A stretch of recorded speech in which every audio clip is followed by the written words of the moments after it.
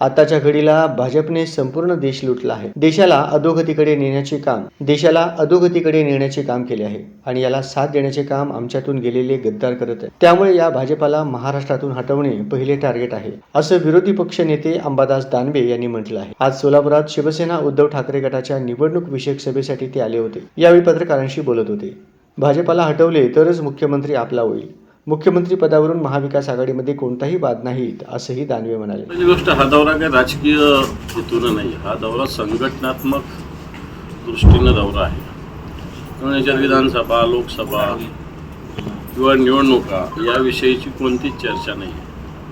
व आमची संघटना जी शिवसेना आहे ही बूथपर्यंत कशा पद्धतीने आहे, जिल्हा परिषद, पंचायत समित्या, ग्रामपंचायती, इथं ओव्हरऑल संघटनात्मक स्थिती काय आहे याचा एक बारकाईनं अभ्यास करून पक्षप्रमुखांना त्याचा अहवाल सोपवणं एवढंच या बैठकांचा उद्देश आहे. बाकी विधानसभा कोणती, कोण लढणार, कुठे जाणार म्हटलं तो या दौऱ्याचा उद्देश आणि हेतू मुळीच नाही.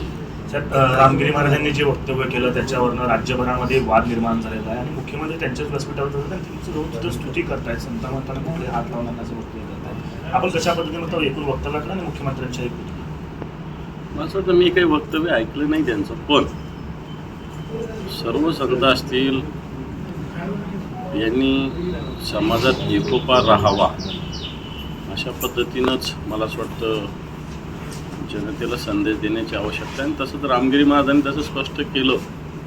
मी काही बोललो पण माझा उद्देश वेगळा होता. त्या स्थितीमध्ये धार्मिक स्थिती काय होती त्यावेळेस, सामाजिक स्थिती काय होती, या सगळ्या धर्माच्या इतिहासात अशा स्थिती येऊन गेलेल्या आहेत.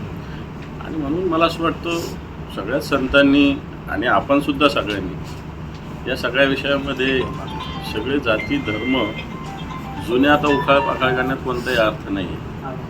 एकोप्याने राहण्याची आवश्यकता असं एवढंच वाटतं मला. पण कुठेतरी हे राजकीय ह्याला रंग दिला जातो का आगामी विधानसभेच्या पार्श्वभूमीवरती? मला असं वाटतं तसा रंग देण्याचा प्रयत्न होतोय. कारण निवडणुका ज्यावेळेस विकासाच्या मुद्द्यावर अनेक खोटी आश्वासनं, नुसत्या निधी, एकनाथ शिंदे जे मुख्यमंत्री हे पैसे दिले तर मतं मिळतात अशा विचाराचे आहेत. आणि त्याच्यामुळे याला ही निधी, याला ही योजना, त्याला ही योजना, परंतु मला वाटतं जनतेला एक शाश्वत विकासाची आवश्यकता असते. तो विकास आज महाराष्ट्रात नाही. आज महाराष्ट्राच्या डोक्यावर 7,88,000 कोटीचं कर्ज आहे. महाराष्ट्रातला शेतकरी असमाधानी आहे, बेरोजगार युवक असमाधानी आहे, महिलांवर गुन्हे, महिलांचे गुन्हे, बलात्कार असेल, किडनॅपिंग असतील, ॲसिड फेकणं असेल, असे लाखो